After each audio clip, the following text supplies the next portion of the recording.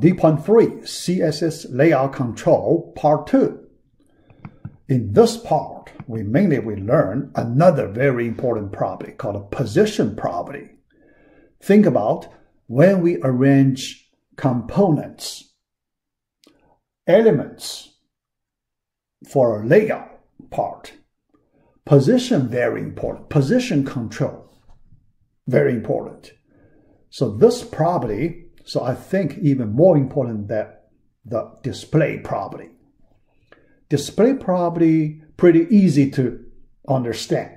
Yeah, I feel, just a few cases, values, pretty easy to understand. But this position property, much harder to understand. Yeah. All right, so this video will be pretty long. All right, the position property part 1. Yeah. First, let us understand this position property. It specifies the type of positioning method. There are several different positioning methods. We will look at them one by one. Used for an element. Yeah. Here given, 1, 2, 3, 4, 5. Static, relative, fixed, absolute, or sticky. Yeah. So these 5 different values. Yeah. All right. Let us understand these 5 different position values one by one. The first one, static. Static, the first one. Yeah. HTML elements are positioned static by default. So if you do not see anything, it's static. Yeah. But the default value is static. How do we understand this positioning method? Yeah. It's very easy. Yeah. An element with position static is always positioned according to the natural flow of the page. What is the natural flow of the page? Yeah. The web browser, when it renders a page, there is a default location for each element, right? Yeah. There is some flow way to arrange all the elements based on the, arrangements, the orders you put, the structure you put in your document. Yeah.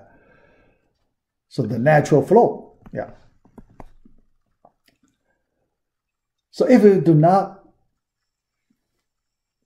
not assign any value to the position property. Yeah. So this is the default value. So natural flow. Yeah. So that is very easy to understand. Yeah. All right. So next, a property of static positioning. Static positioned elements are not affected by the top, bottom, left, and the right properties. All right. So here, let me explain this sentence. So what's the meaning of it? First, we know we can use these 4 properties, top, bottom, left, and the right properties, to specify the exact location of an element. The exact location of the element. So these 4 properties. Yeah. So we can move up, down, left, right using these 4 properties. But if the position element has the static property, then these properties, whatever the values you set there, won't work. Won't work. Why? The reason is very simple. Because the static element will use the natural location. The browser will use the natural location of static element. So even if you set 4 different values for these 4 properties, 4 values for these 4 properties. The browser cannot apply, cannot use these 4 values. Yeah. So that's the reason not affected by these 4 properties.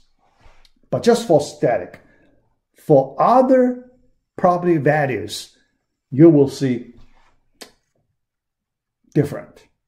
The way to position that element will be different. Yeah. All right. Let's look at the second position value, relative. Relative. So from this word, you know the meaning, right? Relative to what? Relative to the natural location. Natural, yeah, this way, yeah. Default position of an element. Then relative to it, up, down, left, right. Yeah. All right. So an element with position relative is positioned relative to its normal position. Normal position. Okay? Yep. So the default, the browser way for that particular element. So there is a default. Yeah. With respect to the, static position element. Yeah. So the normal position. Then starting from there, okay? So normal position, that's the starting point. Then you make an adjustment. Then you make adjustment. How to do the adjustment? Setting the top, right, bottom, and the left properties of a relatively positioned element will cause to be adjusted away from its normal position. Away. All right, away. All right. Okay, yeah. So you have a normal position, right? Yeah. Then, if you want to move away from the current location, from which direction? There are 4 directions. Top, right, bottom, left. 4 directions. Then you specify how much you want to move.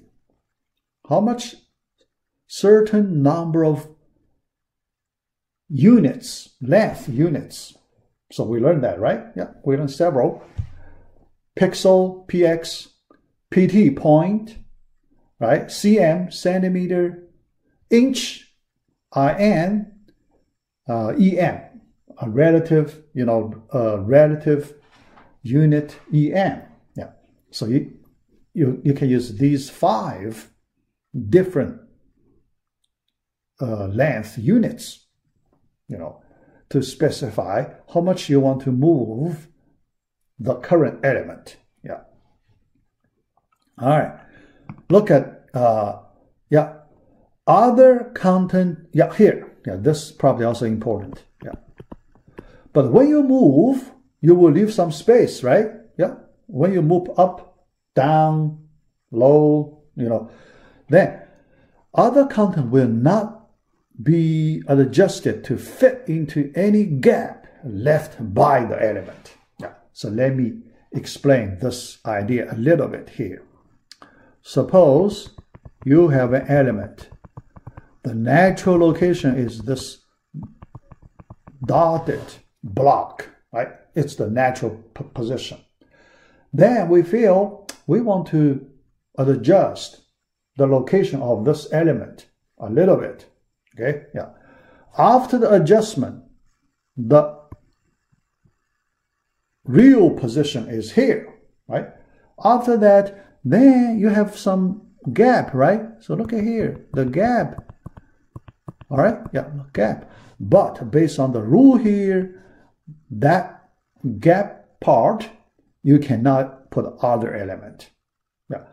So this space you cannot arrange other elements by default, by the default location. Okay? Yeah, default. The default location, so you continue, using the, other space. Yeah. Default. All right? Yeah. Like that. All right. Here, this is example. So relative example. Yeah. if you look at div dot relative, div element, the tag name div dot, we know class, right? We define a class. For the div, for all the possible div elements, we define a class used in those div elements, some of the div elements. The class name we call a relative. So this is class name. Class name. We can call different name if you like it. You can call different name. Okay, all right. Then position colon relative. So this is the position value. So you have to use this name. You cannot change. Yeah. But this class name relative, you can change. Yeah, if you can use a different class name. Yeah. All right. So then left 30px. Now, from its default location, you need to move 30 pixels to the left. Okay? An adjustment. 30 pixels to its left. All right. Bottom 3, not bottom, border. Yeah. The element you need to set border, right? The border. Okay. Yeah. So we learn in part C, yeah, border 3 pixel. The border width 3 pixel wide. Yeah. Solid, the style solid. And the color, yeah, the color RGB hexadecimal code in this way. That's the meaning of, for this rule. Yeah.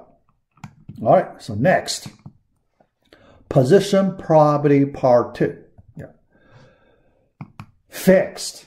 So let's understand the value fixed for the position property. An element with position fixed is positioned relative to the viewport. What is the viewport? Viewport. Your computer screen. So that's the viewport, right? Yeah. So this time we define this viewport, your computer screen, that area, the viewport area. Yeah. All right. So which means it always stays in the same place even if the page is scrolled. Yeah. So look at that. I think you may have the experience. Yeah. I have that kind of experience. Sometimes when you visit one special page, web page, all right, some element never moves when you scroll the page, right? So you have a page, you can scroll up, down, left or right, right? When you scroll, sometimes, so not always, yeah, in some special situation, there is one special element. It stays in the same position all the time, no matter how you scroll your page. If you want to do that, you just set the position value to fixed. You will get that property. Okay? Yeah, that's simple. Yeah. All right. But the way you set, similar to the previous relative way, yeah, because you can use this top, right, bottom, left property values to adjust the position. Yeah. So you have a natural location, right? You have a natural location. So starting from there, then you can make adjustment. Yeah. 4 different directions. Same as what do you do for that relative value. But this time, viewport, right? Yeah. So viewport way. Yeah. All right. Yeah. Next one. Yeah. All right. Yeah. Yeah. Another property. A fixed element does not leave a gap in the page where it would normally have been located. Would not leave a gap. Yeah. So before you make adjustments, so there is certain block used for that element, right? But after you make adjustment, that old block space cannot be used for other element by the default arrangement. Here, why I say the default arrangement? Natural location default arrangement, you need to avoid that part. But because, think about some element, non-default location, because another element, people can make another adjustment, right? Yeah, when people make adjustment in different way, then that part can be occupied. Yeah, so that the gap part can be occupied. But default position, you cannot take the gap part. Yeah, so for this kind of rule, yeah, so you will you need to understand that kind of details. Yeah, so when you have some experience, so you will understand better. Yeah, all right. Next value, absolute. Yeah, so there's another commonly used property, a position property value, absolute. Yeah, now you get idea the absolute with respect to which element, right? Yeah, sometimes you may like to set the position value to absolute. But with respect to which element, absolute. We need to see that. An element with position absolute is positioned relative to the nearest positioned ancestor. Nearest positioned ancestor. What's that? Ancestor. Yeah. Why ancestor? Remember, our tag elements are nested, right? We draw tree structure. Tree structure, you have parent-child relationship, right? So you have levels, higher levels,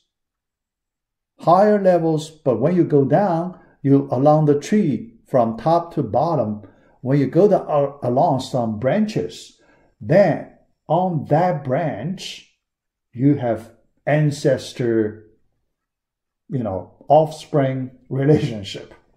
Yeah, so you have that idea. When you have a tree structure, you will have that idea. Yeah, ancestor, nearest position ancestor. Yeah, all right, nearest position ancestor. So you know the meaning, right? Yeah, nearest position ancestor. That's the rule. Yeah, absolute. Yeah.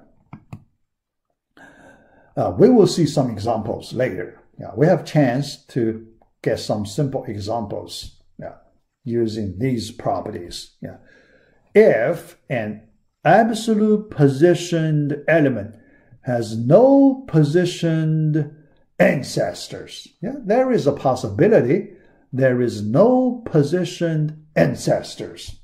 Then the rule becomes, yeah, so this rule tells you how to do the position name for this method. It uses the document body as the reference. Okay, yeah. Relative to the document body. So each document you have a body element, right? Yeah, each document you have a body element. Body, yeah.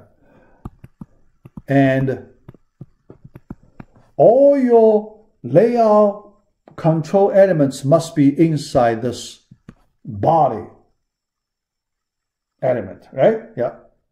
So the body element is the ancestor of your current element, right? Yeah. But for your current element, if you cannot find position ancestors, any position ancestor, you cannot find anyone, then you can find body ancestor. Yeah, body element, that's the ancestor. You just use that. Yeah. All right. And it moves along with page scrolling. Yeah, definitely move around page scrolling. move page up and down. So your element with this absolute value, position value, needs to move along, upper, down, low, to the left, to its right. Yeah. So that's different from that viewport. Fixed. You do not move. You scroll on the page, that element sticks there. Yeah. The same location when you move your page up and down. Yeah. All right. Note here, because many places we use this word, positioned element. What's the exact meaning here? Yeah. Here, it gives you the exact meaning. A position element is one whose position is anything except static. Except static. Yeah.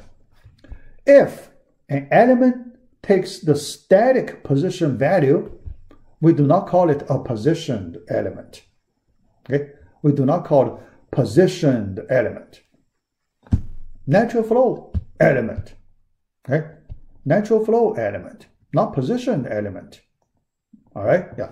But so then, other than that static situation, special value, then with other values, relative, fixed, absolute, sticky, yeah. For this class, we do not look at that sticky case. Yeah. Yeah. Because most of the time we use first 4 position values. First the 4, but the static one, it's a default case. So we never need to use that value explicitly. We just use it implicitly as the default case. So then what do you see? Fixed, relative, and absolute. Yeah. For the fixed value, we use in a very rare situation. Only when you want to, put some element in a fixed location on the computer screen, you use it. Other than that, most of the time we use relative and absolute values for that position property. All right, next. So let's look at a simple example. Yeah, look at this one. Yeah. Here, this one, I want to explain that nearest ancestor concept. Yeah. All right. So here, there are 2 div elements. Yeah. This one is the inner div, then outer div. Yeah. So the outer div is immediate, is the nearest ancestor of this inner element. All right, yeah. So then we define 2 classes, relative class and absolute class with some properties. Yeah. All right. Then, so for the relative element, so you have the natural location. After that, you do not move from top, bottom, left to right, right? Yeah, you do not move. You just take the natural location, but you set width and height. Yeah.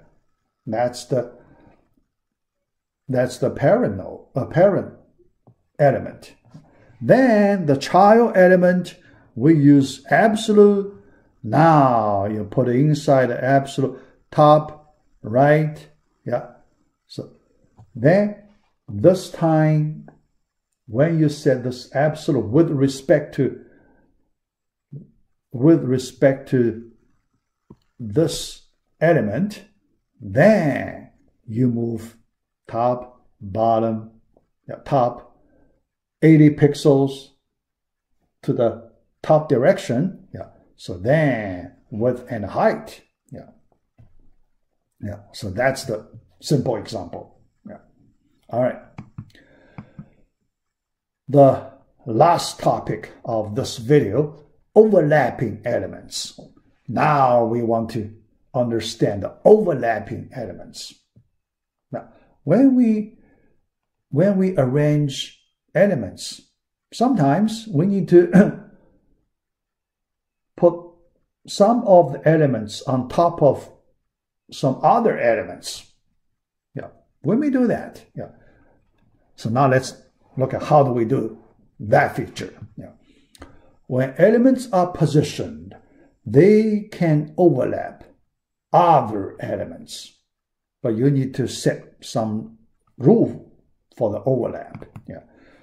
So this special property called a z-index property specifies the stack order. Yeah. When you do overlap, there is a stack of elements, right? Some elements on top of other elements. So there is a stack of elements. Yeah. So this concept. Stack order of an element. Yeah. For each element in the stack, there is an order number associated with it. Yeah. All right. Which elements should be placed in front of or behind the others? So the order numbers control, so which one, on top, second, third, in some order. Yeah, order number. Yeah. An element can have a positive or negative stack order. Neg number is also okay. Yeah. But you can sort, right? Yeah. Because the order number should be, from smallest number to the largest number. Yeah. So you have that order. So an element with greater stack order is always in front of an element with a lower stack order. In front of, on top. Yeah. On top. In front. Yeah. When you use PowerPoint, you have that front, back concept, right? Yeah. Something you put on front, something you send to the back, there is a stack. You can arrange your elements. Also, we call elements, right? Yeah, similar to that. Yeah. Larger stack number, on top. Yeah. So you can see, on top. Smallest stack number at the bottom, very bottom. Yeah. So that kind of arrangement. Yeah. All right. Note, if two position elements overlap without a z-index specified, yeah, sometimes people just arrange elements without specifying z elements. But you could have overlap. Why? Because when you move top, left, right, bottom, then you may have the overlap. So how does the web browser show the elements with overlap if z-index is not specified for some of the elements? Yeah. Then there is also a rule. Yeah. So what is the rule? The element position last. When you define elements in your HTML document, there is order, right? Yeah. The first element, this block, you define the first element. Then after that, second block, right? So you have an order to define your elements. That order will be used. Yeah. All right. So the element position last in the HTML code will be shown on top. Yeah. So that's the rule. Yeah. So when z-index not specified, that rule is used. Yeah. All right. So let us look at one simple example before we end this video. Here, we set image location. Yeah. We use, for image tag, img image tag, we put some CSS properties in it. Yeah. And we specify -1 z-index. Yeah. But when you set that value, you know, you want to put at the bottom. Okay, at the bottom. Yeah. Then when you display text, yeah, so you put your text on top of that background image, that image. Yeah. Here we have a stack of elements. Yeah. Here we haven't used that background image. Yeah. Later we will learn we can use the background image property also. Yeah. All right. So let us finish video D.3 right here.